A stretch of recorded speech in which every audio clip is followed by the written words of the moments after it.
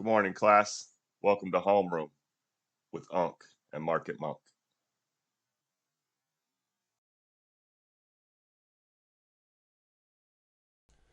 Morning, P. How's your week? Really good. Just had a couple things take off. Still just kind of managing some gold and silver, trying to figure out when exactly I want to get out of that. Had a couple of the stock MRAM that I just kind of just found um, just took off to 20%. So yeah, pretty good for me on a short week. Um, Busy at work, so I didn't wasn't fully in my normal routine probably till the next couple weeks. But yeah, really good overall. Kind of a not interesting, but just a things came to fruition week. I mean, we had the good plan of we're gonna pull back, so be ready for that. Probably retrace it during the week, and man, when you have that kind of plan in general, really helps the trading, especially when you're right. Um, the metals, materials, stuff out of the ground. I think more importantly, especially coal last week, rig Yeah. moving a little bit, and just stuff that you have kind of been hanging out in. Great. Um, that's what you got to do if you can't time the market. But if you can time the market, P, you can trade shit like in phase too. Um, Yeah, that's true. so Yeah. silver $100. I mean, things are going good over here last month and a half or so. As long as I have it in my head that it's not going to be today. It'll just be over the next 21 days or something like that. And it's somewhere in there, Yeah. 2 to 21 days, it's going to happen. Just fucking don't get scared. It's kind of been helping me. So each week's a little different. Um, but man, the stuff I'm trading predominantly comes from the work. So I got a lot of stuff that I just, you just wouldn't think you'd be trading. Um, Reverts back to that all stocks are shit for me. But I'm sitting in like, Yeah. gold and silver and coal and natural gas, and there's a really good fucking thesis on it. And they're talking about it on the news every day. And just, I sleep a lot better than, a big move in Build a Bear or like Victoria's Secret right now, like what's holding me up in the 50s as opposed to where I got it at. And you just don't have that with some of the other theses. So yeah, it's not necessarily a change for me. I call it a level up, but anything that brings mental peace, a little less stress, I love. So the the slower, easy, boring trades um, are just where I want to hang out, and they came to fruition because of the geopolitical aspect. So good week overall, and I'm kind of with you on the gold and silver. When do you sell? And for me, I'm definitely going to make taxes at this point in time. So a lot going out from now until April, a little bit in May even, and just taking it off the table when I hit taxes. Yeah, the one thing about the well, first on the I look at something like Dollar General, Dollar Tree, and we talked about that's $100 stock.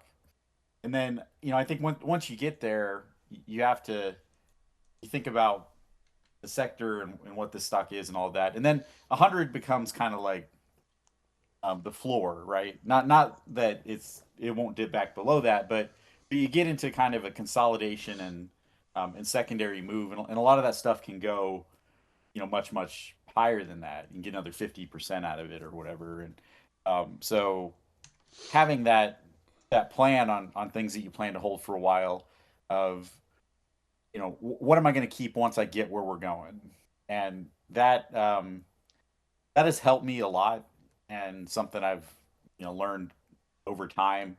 It let me keep more of coin in round two. Helped me with stocks like Roku and Twillo and Snow and MDB and whatever.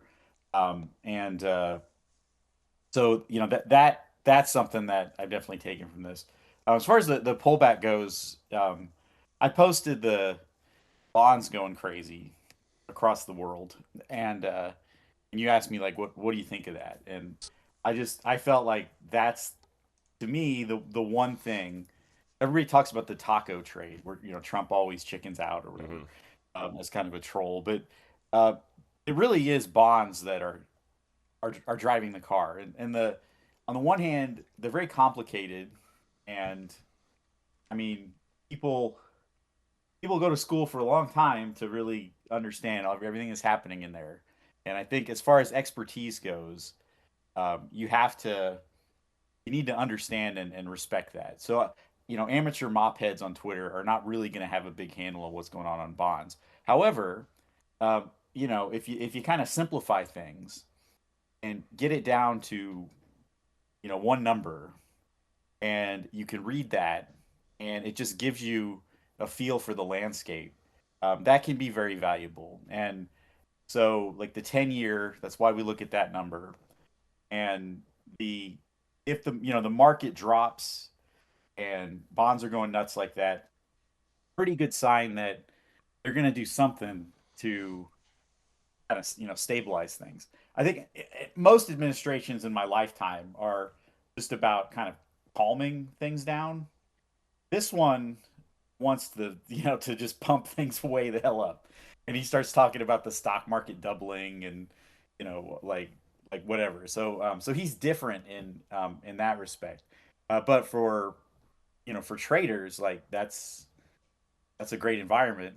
And you just when we say don't chase puts, this is why, because this is often what happens. And for your average 401k holder, let's say if you just check things every Friday, you'll have a week where it doesn't seem like much happened, but when you're just kind of in it every day, you can see a pretty massive volatility. And even if SPY's going down zero point 0.8, up zero point 0.2, whatever, there's individual sectors and names that are moving much more dramatically than that. And so I think we do a pretty good job zeroing in on and locating some of those. Yeah, the bonds for me has always just been a rich people debt mechanism. Um, Yeah, if you're from a trader standpoint, if you're trading bonds or trying to trade bonds, you better have a pretty good size account to do that because it's a little right, right. lower risk, but not guaranteed percent, but pretty consistent percent on that interest payment. Um, yeah, I don't really try to get into it. I do follow it. Same with it's kind of like SPY, it's something just to be aware of. Not the end all be all when it comes to trading, but you do see the volatility, um, the price around the volatility of the market definitely has correlation. So, um, Yeah. for I do want to Well, touch a little. Go ahead, go ahead. oh yeah, and the pop and fade conditions Oh, yeah, are really crucial to me because part of it's the time of day I trade. If I'm gonna day trade, it's gonna be before my classes start. Now, if it you know if it wasn't a good time to trade at all, I just wouldn't do it. But it happens to be a time where you get that follow through from the previous day's options or whatever. That used to be all I did, and I'm scaled that way back. But still, that kind of pop and fade's important. It's more important for selling than buying. So like if you have something that you've been holding, and you get this pop to some certain level, you probably want to scale out. But bonds are a big part of that. When the 10 years is a little elevated, it's much more likely that that happens than it is that you just get the steady grind up all day long. So that's one of the triggers I definitely see for that. just to unpack a little bit of where we've been. Dollar Tree, you talked about $100 stock and where do you go from there and whatnot. 127.75. You look at the dates on this. Is 2022. So Yeah. we know where we're going. And Right. you just reread it around there and see what the flow says and um, yeah, easy trade. And even on that note, when did it become $100 stock? Well, down here when we start consolidating off a level. So having that Yeah. roadmap is always useful. And there's more than a basket of those now, P. And I think we keep adding to that. Well, something very unique that we do in general. Anyone passively investing, I think it's a better than anything out there. To be honest, I'll Yeah. put Yeah. what we do up against Motley Fool any day of the week.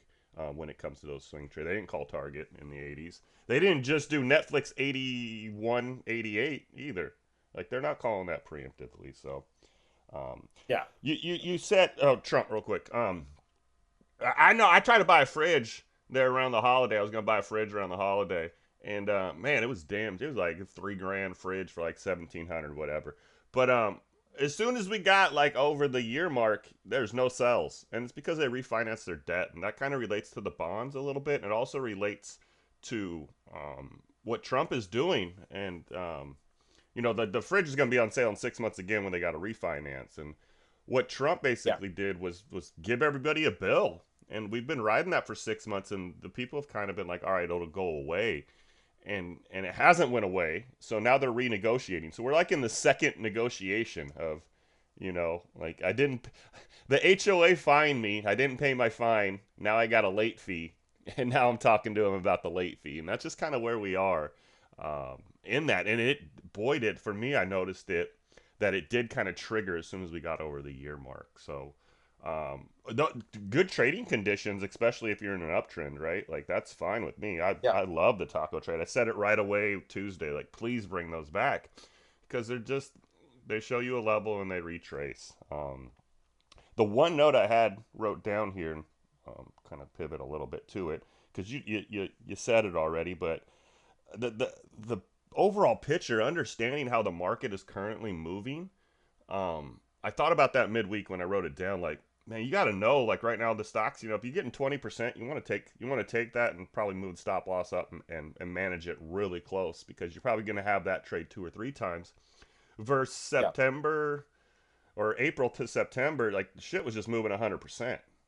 So you got to kind of understand that, like, and you said pop or fade or a grind market because I do think that's where we are right now, and just understanding what the ticker does and what the market is doing is key. It's like surfing or scuba diving and not knowing, where the tides at or how the waves are going that day.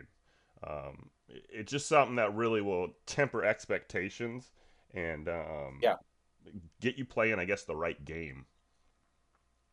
It's this 620 level on QQQ, and um I I don't trade QQQ like that often anymore.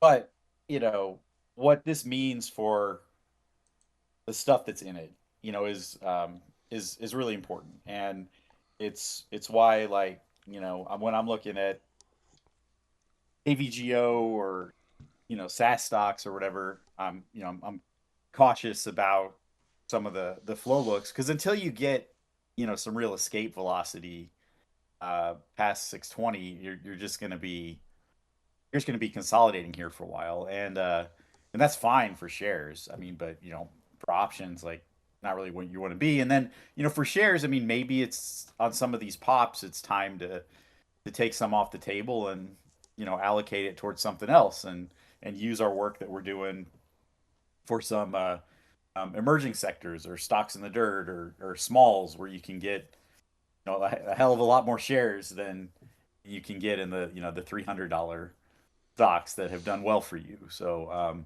that's kind of where I'm at too, is just for things that have done well, get that last little pump up against resistance, and go ahead and sell some. Um, it's probably not going to just collapse on you, but you can just put that money to work somewhere else. And so that's 100%. I've done more selling than buying in conditions like this for sure.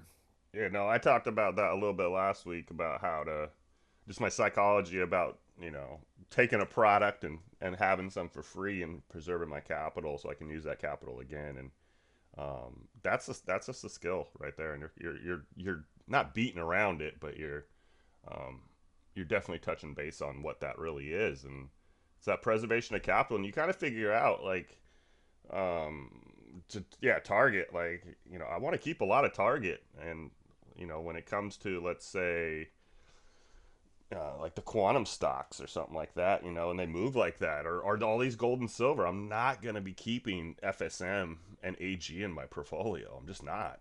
It's not going to happen. There's just no. They've went way too far. It's going to be dead money at some point in time. I'm not going to high point it all either. That's the backside of that, P. Yeah. Yeah, and so and then on the kind of knowing what you're in, like I've been early on a lot of different things. Like Get that at last times, five no one off was your talking screen. about them. Sorry. Get that last Yeah. five stock off your screen. No. Great. Well, Thank you. point being that you know when I am early on something, I'll go to a different one. Um, it was the same. It was the same story. You know, I kind of take pride in like finding something early and and writing it up, and it's like I got a hell of an entry on this thing, and I feel good about it, and it kind of becomes part of your little bit of your identity. I don't go overboard as like like a GME person or something, but sell getting to the point where you sell all of it and you just got to be okay with that, and Yeah, that's yeah. fine. And then I'll get it back again later. That's what happened with Wing. I When it went over 400 the first time on its trip back down to 400, I just completely got out. I had that one more pop up, and then you know now we're down to 250 or whatever, and I've gotten back in a couple times since then, more of a trade, not the full move from 120 or whatever it was, and then, but being okay with that is is important, and you have to psychologically learn to just kind of let some things go. I did way better in Roku, Sure.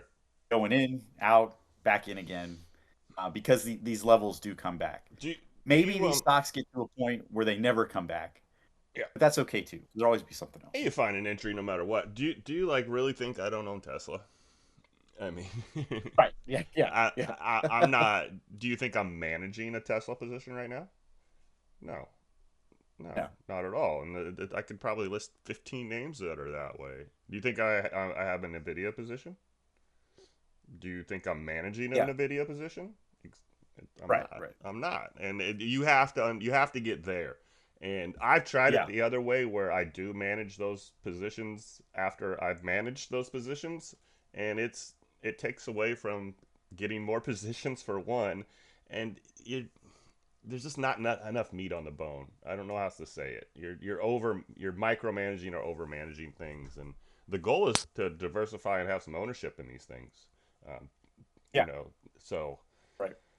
when to get back on the train on those is most important. I think yeah, that's a skill. You just kind of categorize. Like FSLR is a good one right now. P. Like I kept some of that, but it wasn't a Yeah. lot, and it's not a lot. I might have 10, 15 shares of that total somewhere in there, but I'm gonna keep it and call it good.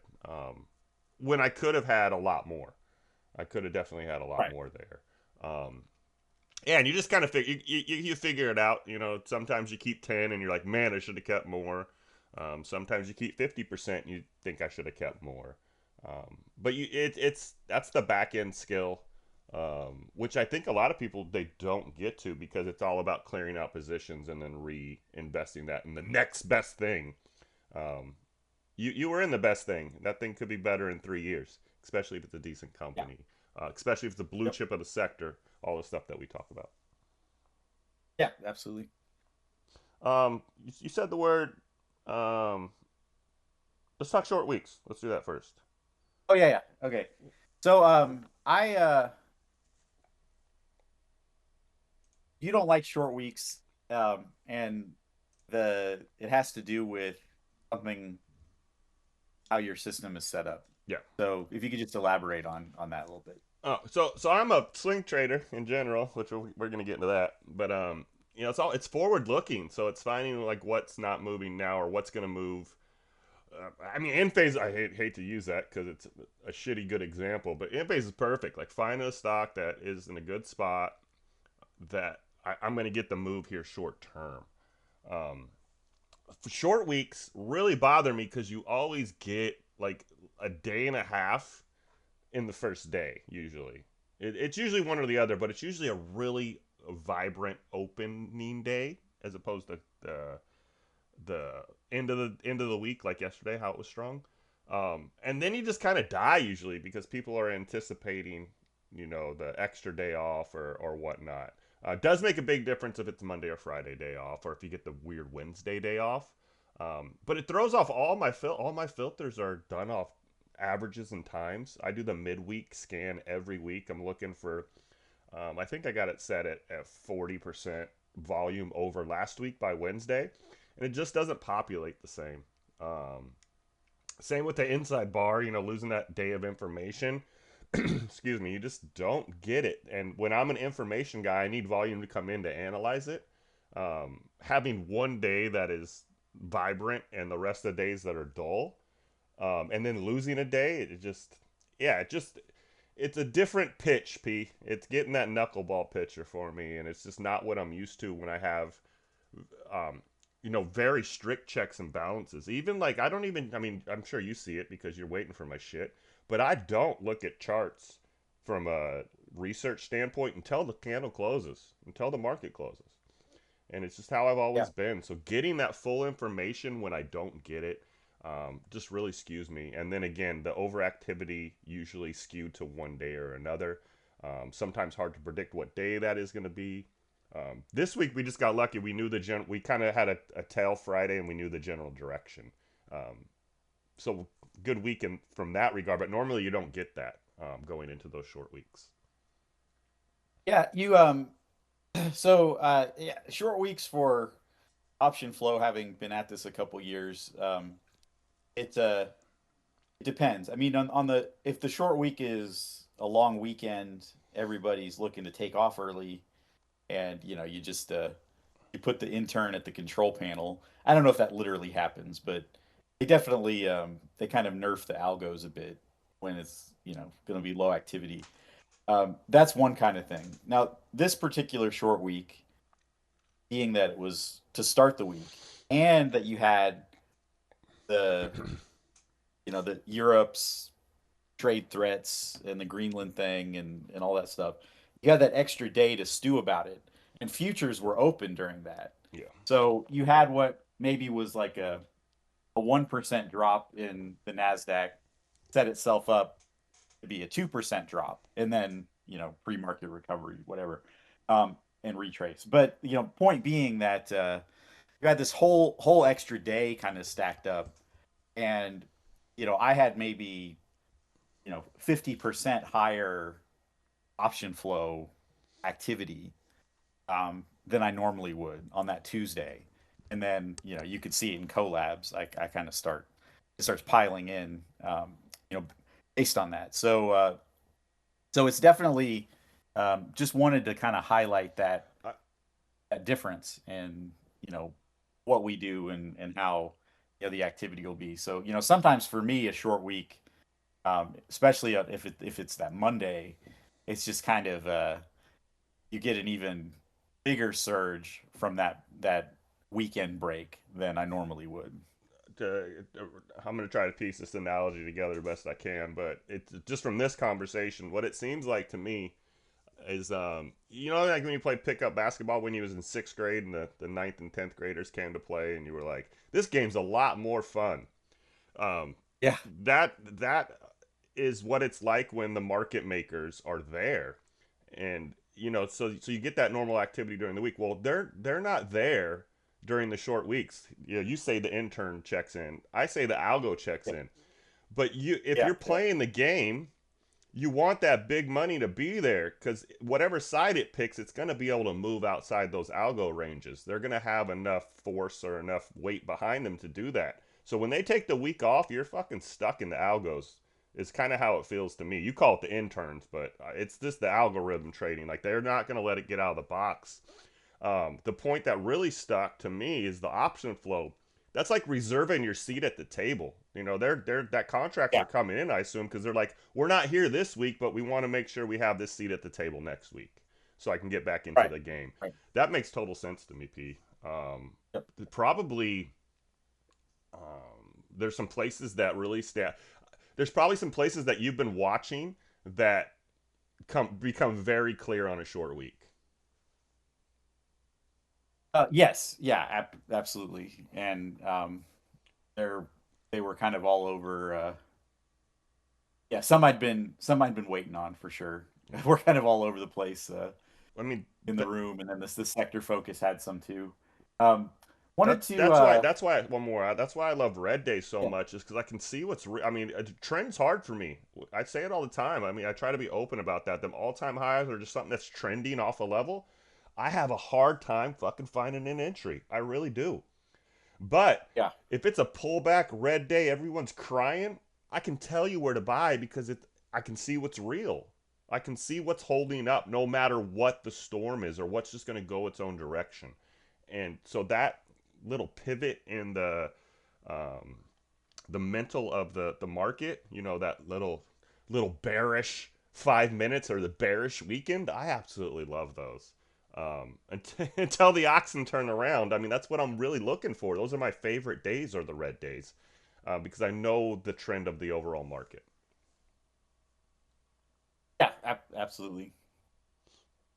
All right, you want to get into some boring stuff, You want to go swing or or boring? You want to oh yeah, yeah. I'm sorry. Yeah, this okay. So yeah, I just wanted to kind of talk about swing trading, um, a bit, and I guess when you talk about a swing, well, I'll just say how I do it. That there is some level, and I'm like, for some swings, I'm like, okay, look, here's where I start buying it. Here's where down to where I think it might go, yes, and I'm gonna scale in. And so I usually have to have that mindset that I'm gonna be buying lower than my first buy. If my first buy is then it takes off and I'm into this really strong move, it even if it was a planned swing, I just go ahead and just you know, cash out. If I'm not building it over time, it's not really a swing to me. It's not just like one buy and then that's it. Now I have some like a small like crappy small cap. If I use the word lotto, it's like let's say it's some small cap natural gas stock or something, and I'm like, well, Flo says this is gonna go 100% or 75% or whatever. I might just buy those once and then just sit on it and just wait it out. But that's a little different than a swing to me. It's not an investment. It's not a conventional swing. I might really be swinging it, but it's a little different. But when I use the term swing, that tends to be what I mean. I want it at and below this level, down to this level, hopefully average around this level, sell when it gets up here. And I kind of have it all mapped out. So what is your approach to well, swing trading? they're all different. So I mean, it's a wide gamut. I do like that you added that like short term one because I do think Yeah, that is like a full position. I mean, it's not all positions aren't a certain dollar amount or share size, but whatever you're going to go into that with, you usually do have to go all in. My usual problem with those ones is, you don't get all the way filled, so you just kind of get what you get.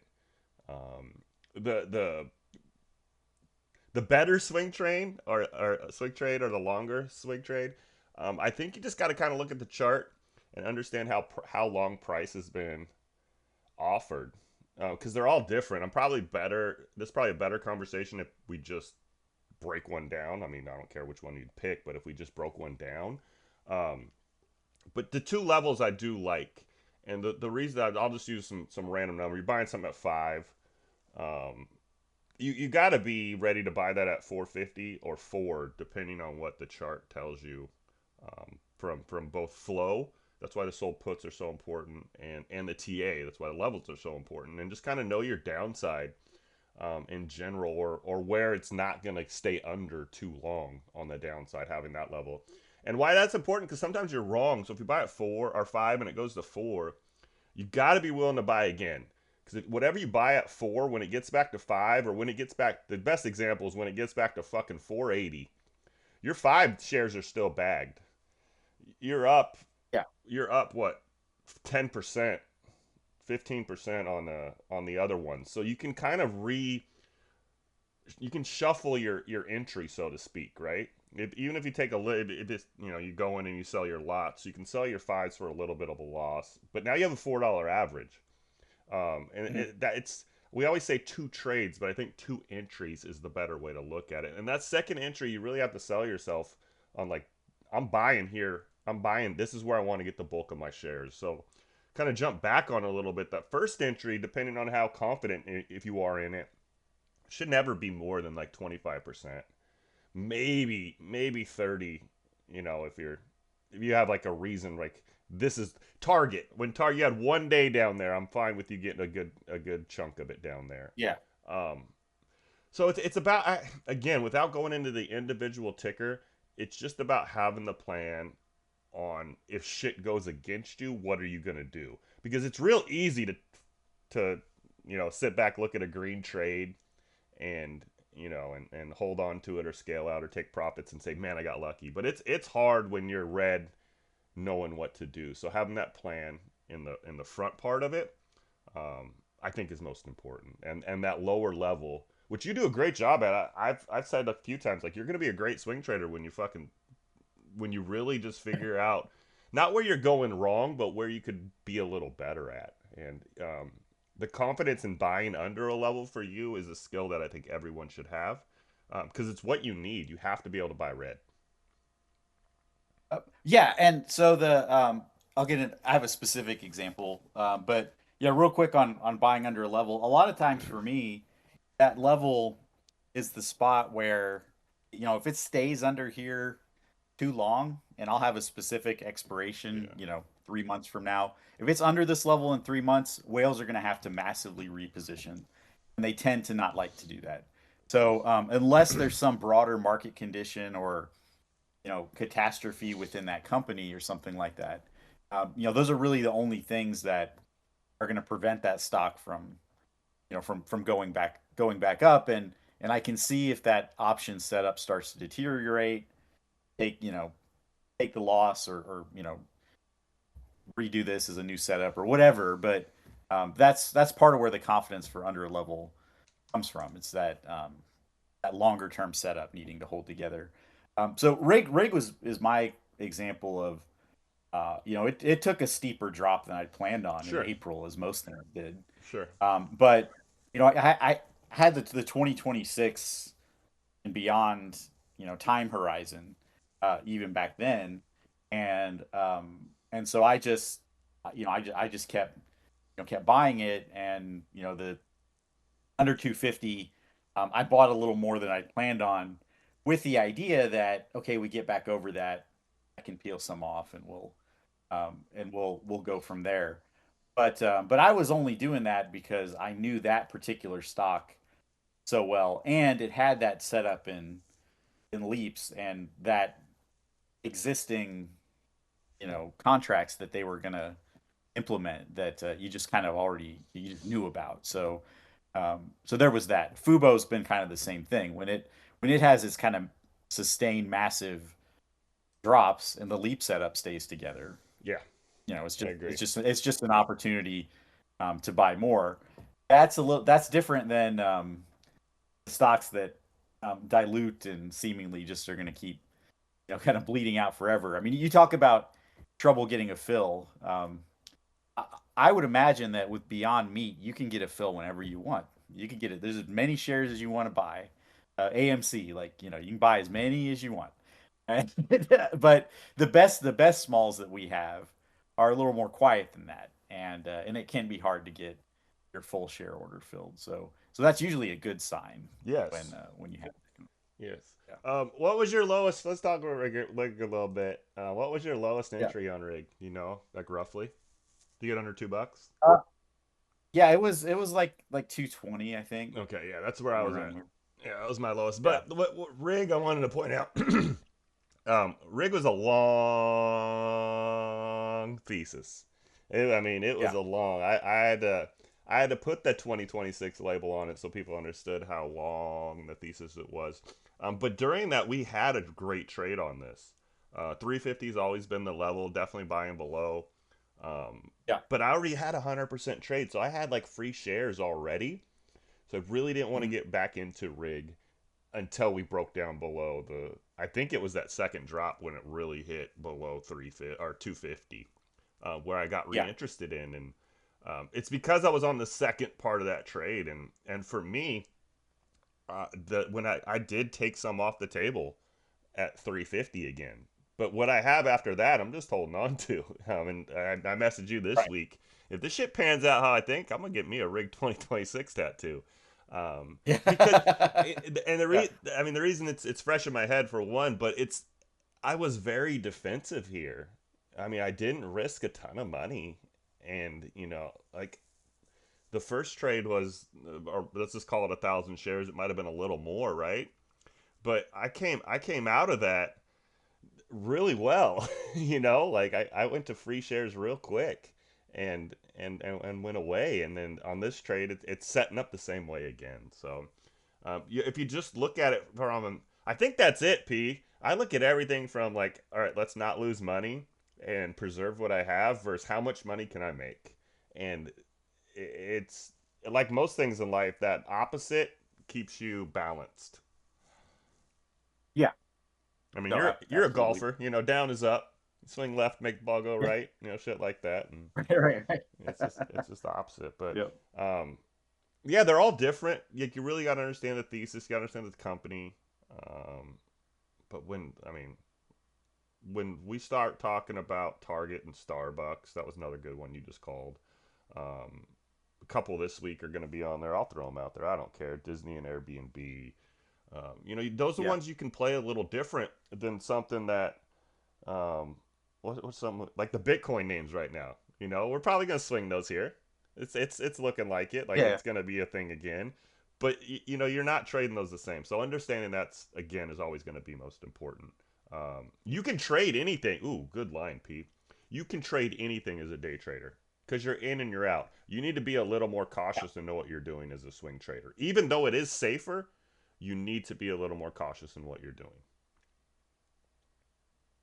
Yeah. No, that's a good point. And I mean this is where the people who do get into options, there are times when options are much safer, as long as you if you can know when you're wrong quickly and just cut it loose and lose your $50 instead of your $300. Um, and the upside is like 200 or 300.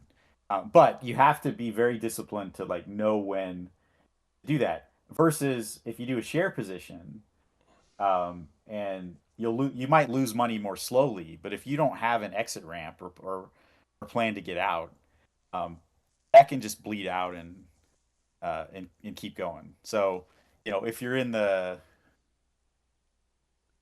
this is one that I've Yeah. actually I did really well on several times, but if you get caught in this mess going down, you just kind of get stuck here, and there's no way out really. I mean, you just Yes. cut your losses at 72 cents or whatever. But that's where shares can get risky over time if you just let yourself stagnate in them without any And kind of I'll plan. tell you I'll save you fucking time right now. I won't even explain it. But that two level shit I'm talking about is a fucking Yeah. nightmare on a chart like that.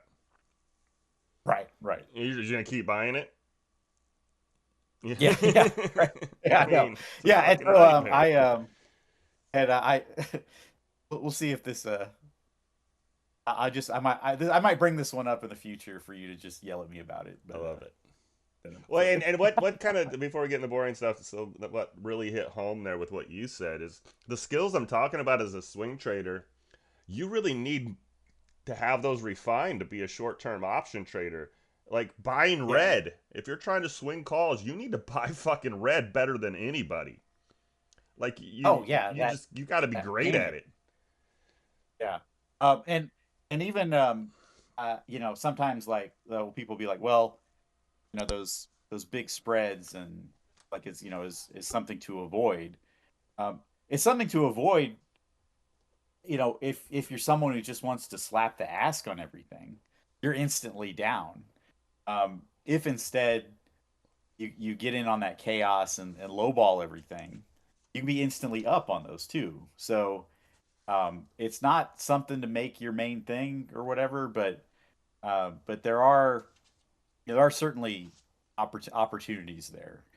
And I would just say the biggest rule I have with options, even as I retirement from option trading at some point, that just know when you're wrong and just cut it loose, and don't feel like you have to get right back in right away. Just do it tomorrow, and or whenever the setup appears.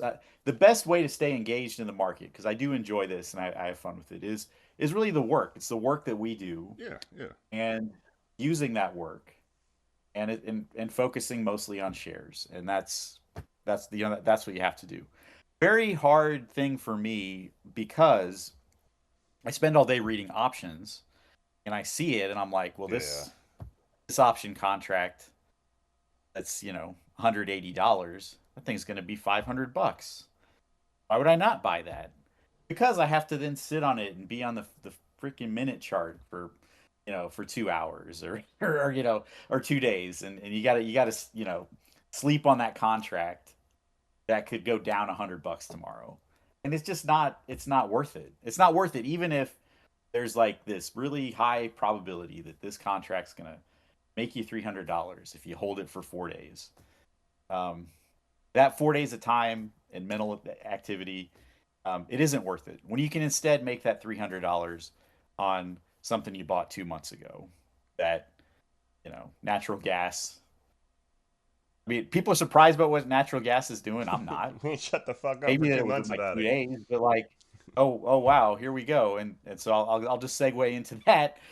Here's we're over $5, and that is the starting point for a lot of setups. Now, given the speed at which it got here, certainly it could dip back below this and consolidate for a while. But there's a lot of those combo stocks that were set up for this moment, and they're still buying that stuff. So I think we're in pretty good shape as far as this sector goes. Yeah, you ain't shut the fuck up about gas for a while. So watching what it did Yep. this week was, you know, not that I knew it was coming, but I assumed it was coming, and I really think the geopolitical stuff. Trump just said a lot of things out loud, like basically we're not fucking gonna bail you guys out no matter what it is, and we bailed them out last time. Um, on the natural gas stuff after that pipeline magically blew up. So not getting energy from Russia, us not supplying people, hoarding natural gas a little bit. It looks like, and yeah, price goes up. So um, yeah, good stuff, P. Lot of room And left. We said 6-7, I think.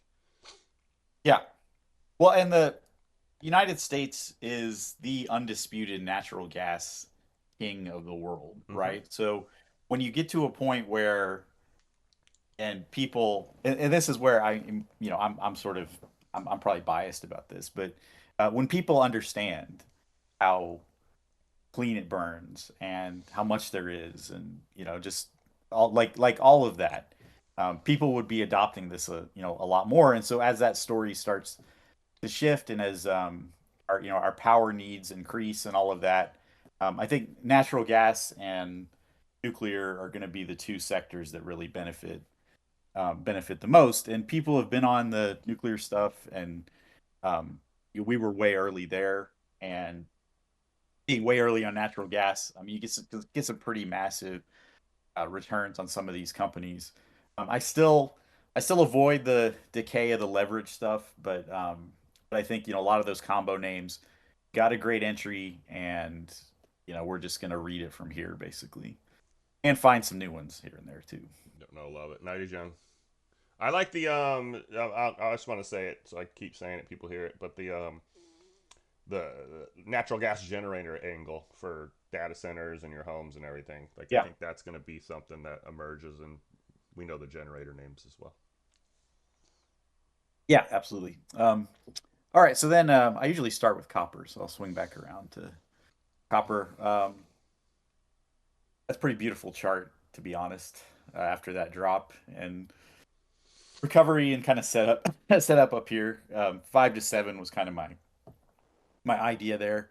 A lot of people are kind of clueless when they're talking about copper, and they're looking for copper to be like the next thing after silver. A little bit different different kind of situation there, but a healthy chart here is good for a lot of things. So I think you've probably got your entry on the pure copper names already, or you sold and don't have any right now, but um, just red day buys for some of that stuff, and there's some smalls I'll be talking about too. I really thought it was going to be lithium, but if you watch the news at all, copper is the one they're rotating to for the next thing. So it's good to Yeah, see that yeah, with the theses we have. I from a trader standpoint, I made money, but man, I fucked those trades up. yeah. No, they're yeah, it's been pretty incredible. I still have a lot of FCX, but the other one I wish I still had some, but it's all Yep. right. Lithium, just yeah, that I like the chart how volume you kind of had out of it. I nowhere. like the chart how you had it. Just there you go. Yeah, leave that one up. Yeah, I do think for $40 is a number that stands out to me on this. Yeah, yeah. Just you kind of that sort of return to normalcy as far as lithium goes, and then I think you'll just sort of bounce around there, 32 to 50, whatever, over a long haul. And yeah, a lot of battery names. The idea of I mentioned it last week, but physical AI uh, is just like a term for robots that people throw around now, and that battery powered devices all over the place and drones, and like none of that's going away, and that's only going to increase. You're going to get news pumps for innovations within batteries that will cause some trendy sexy trades to show up or whatever, or you just got your good old fashioned lithium stocks, and a lot of them are still going to give you some opportunities too. Yeah, I mean, I don't. The name I'm thinking of, I don't know how else I could have walked people through a swing trade better, Yeah, and I did not fuck these ones up. So, but it's mainly because of this chart. I mean, there's totally a lot of room. The elephant in the room on lithium is very limited on where you want to mine it at because of how fucking nasty it is to do. yeah, So you could probably get it, in North Dakota, South Dakota, but we don't want to open a hole up like that and go through all that regulation. So we'll continue to get it from Africa, and a lot of room left as we pick off the periodic table for global needs. Um, Night is young here. yeah, uh, yeah. See also cobalt and a couple Yeah. other things. Yeah, the silver. What can you say? I got the $100, so uh, I need. that's pretty good. Man, I mean, I try to get better. I'm not gonna lie. I'm not a stagnant guy at all.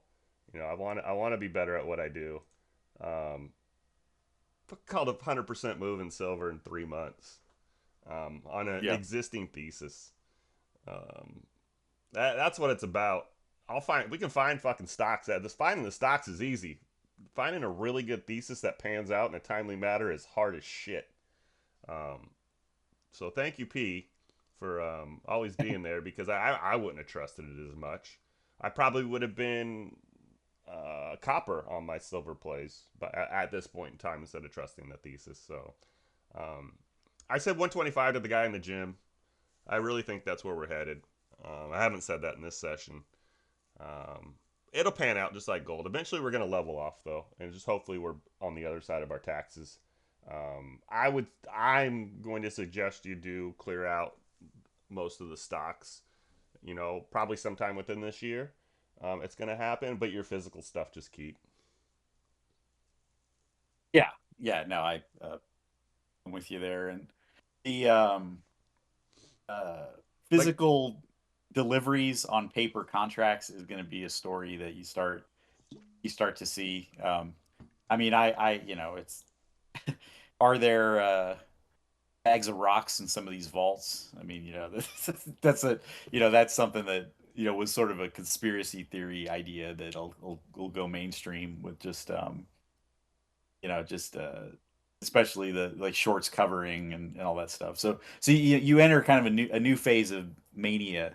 But this is going to get pretty volatile.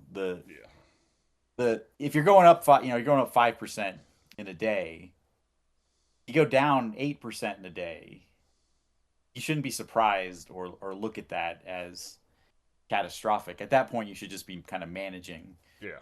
managing your situation. So What's gonna happen? I mean, look at that fucking. I mean, you said it's gonna get yeah, volatile. What the hell? Like, if that was your heart rate, you just died. Um, right, yeah, yeah. I mean to the downside, I guess. oh, Yeah, sure, yeah.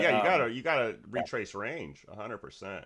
right, That's yeah, just gonna yeah. happen. So you define some new normal somewhere between $70 in here and that's you know that'll happen at some point. But Do you um, are we in the same mindset that none of the miners and stuff you should probably hold on long term? None of those names. They're. I mean, you got a 300-400% move in some of those. There's for me. yeah, right. No, I think anything like a pure miner, absolutely not. A middleman company, you can probably hold on to some POS or somebody, but you But like FSM or Neem or yeah, AG or C. What about like right. CDE and HL? I'm way the fuck up in those too. I mean, I'm Yeah, not I gonna mean keep just any of them. no. I mean the if a large percentage of their employees have pickaxes in their hand or you know working machines, you know you kind of want to get out of some of those. But if more guys in suits, you can kind Okay, of keep those. okay. But, My yeah. thing has always been P when the trend stops. Um, when I do see consolidation on a higher level, Dollar Tree 127, right? Is there Mhm. still 40 30 40% low end, 100% high end from here? I always just reset it. Yeah. And I just don't see that on a lot of the. I don't think Barrett Gold's going to 110. I really don't. No, and well, and that's I mean that's why I didn't really feel bad about getting rid of Bitcoin when it was over 110 was when I sold the last of my original buys on that from like Yeah, if you you know didn't see 150, then I'm 2020. gone. Yeah, right, and even and then I'm like you know okay if it doubles from here you know um okay that sucks but it's you know to go 400% from here like that's probably not going to happen. So I mean maybe for Bitcoin it eventually will happen but at the same time I'm glad I didn't ride it all the way back down to where we're at. Now's where I maybe want to get back in, and I'm not averaging. You know, I'm not messing up in any averages or anything. I'm not having to. So psychologically, to me, I hate the idea of like I buy something at 20, and then it goes to 100, and then I write it down back to 80. Yeah, I mean I'm averaging up, but thinking about where I just was, I just don't like that whole situation. So that dramatic move we had in Bitcoin felt fine about selling into that. The move for silver, you should feel fine about selling into it, or gold, selling into that move. And if and even better with Bitcoin, the physical there is no physical asset, but whatever you want to call it, the commodity was what I was selling. Here, gold and silver sitting in a safe. I don't have to do anything with it. I feel just fine about it. But the miners, yeah, yeah, you want to ditch those. I think at some Perfect. point. Perfect. Um, I want to go to Bitcoin because it actually relates to gold and silver for a minute. You're now starting to see people post a chart. Gold's relative value or Bitcoin's relative value to silver is at its lowest since 2017. Oh God. What a meaningless comparison that is to me. I mean, that's just stupid. Like, and so it's when they just keep finding new angles to punch down at Bitcoin, and the big joke is like everything's running, but this is not. It's all of a sudden becoming a punchline at a time when it's consolidating, and you can see a pretty decent floor, and you can see the spots where it bounces, and all of that. Now all of a sudden, crypto stocks are becoming appealing to trade again, as sentiment is about as bad as it could get. So I've seen this movie before, and I look forward to trading some of these with you. Yeah, I just think you get that consolidation on Bitcoin. The big word we used to always use was divergence, um, Yeah. and you get that in the chart. I just think we're there. Three candle rule. You just kind of it's all those safety mechanisms. You got to put on your fucking gloves, your glasses, your hard hat, and your vest on some stocks, and Yeah. that's just how I trade Right. Bitcoin. You guys have never heard me say I like the shit. You've heard me say I trade the stocks, and it just comes around. And we had that happen with the BTIF and the BTDR early a couple weeks ago, Yeah. and there's probably I probably could have had five of them, but you throw the jab and you get not necessarily the thesis set up, but the the roadmap on the flow and what they see because they're very active. They make a lot of money on these stocks. They rip Yeah. some people apart that turn into conspiracy theorists on here. So um, I try to take advantage and swim next to them, so to speak. So when that Right. setup Right. comes, we're just in it, and we have a spot to where you look where your line is. That's kind of that 87. You can see it as support down here on this end, Mm. but you go back there to March last year. It looks like resistance.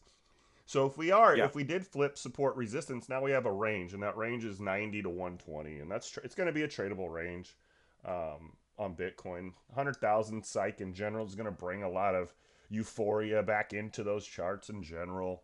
Um, and it keeps us around for the data center angle, which I think is the real trade of the sector. So, yeah, we're back. Just took a couple months off. You guys seen it? If you've hung out with us, you've seen this a million times. So, Yep. Yeah. Good stuff. All right. So then, let me see here. You, uranium, real quick. On the move. So this is again kind of that sort of secretive back rooms decide the price on this stuff. But yeah, we're back here, and I mean, if you were buying under 72, back when we were talking about that, you're sitting pretty. Still plenty of entries on these, and you always have to have that divide in your mind of these are the people who acquire uranium, and these are the kind of idea stocks of the modular reactors and all that stuff. The other angles of the support stocks, instrumentation, waste disposal, all of that stuff. Just get ready to see some tickers you've never seen before that relate to this sector. That'd be what I'd be looking for this year. love it. Um, China, real quick, really kind of healthy consolidation up here. Probably going to break out at some point. I think we're very targeted with Chinese stocks, but you'll probably see some of those coming up in the next couple of weeks too. Yeah, they're already grinding. I mean, the good ones Yeah. Yep. from our last combo. Feels like something's gonna And pop over there. The good way, not the bad way. It really yeah, does. no, It I'm it with you. really does. Yep. All right. And That's the yeah, 10 sorry year for America. sorry P. That was Oh, good. the Taiwan semiconductor with AMD. That's what pumped that chart. Is there was some kind of agreement there. So I think you're going to see that across the board. It probably is going to be fragmented sector by Well, sector. um, there was one with Baba and Nvidia too.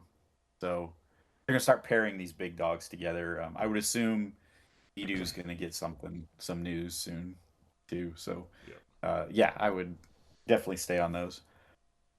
Um, 10 year, 4.2 is important. They want to keep it below that. So if this retraces that whole green candle there, the downside, that'd be pretty good for us for if you like longs.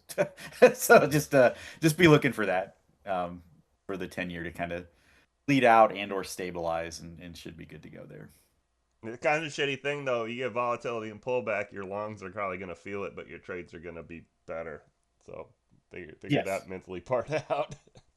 Right, right. Yeah. No, it's true. I mean, you just have to um Have a plan. the ripples here affect lots of different things, but you do want this to get back to the 4.1 area.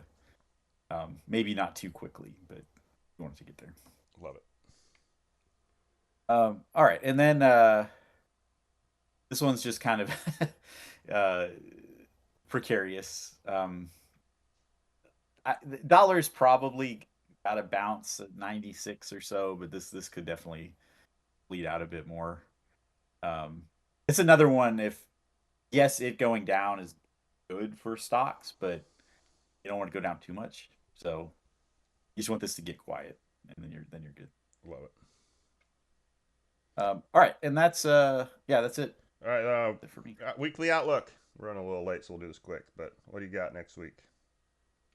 We've been 2 for 2, so don't fuck this up. Yeah, I mean, I I think the 3-2 market is going to be exactly that this next week. I think you get 3 up, 2 down, and ups will be better than the downs. I like the 3-2 thing, but I don't know how to say it. Maybe you could help me with it. But it's like it's the two is like a point five, point five, point five. Like they're not full day downs. Like they're really not. No, Your day no, yeah, downs are not a complete. In a normal yeah, 3-2 market, it's we're getting a lot less of the two. That two is light, but it's still present for me. Definitely not pop and fade. You probably even just call it a little grinding market. Um, I think your "don't step in the auctions is shit" is a good example or a good quote around that yeah, because I mean that's exactly yeah. what it is. They're gonna take a little break, clear their bowels, and just keep on fucking walking is what it looks like. So I like it. It's good. It's a slower moving market, which is it works good for me. Like I don't know. I mean, the pre-market low. You don't even revisit that lately at on QQQ and Spy. Like a lot of times, I mean it's when you get the gap down to start the day in the morning, the early morning pre-market.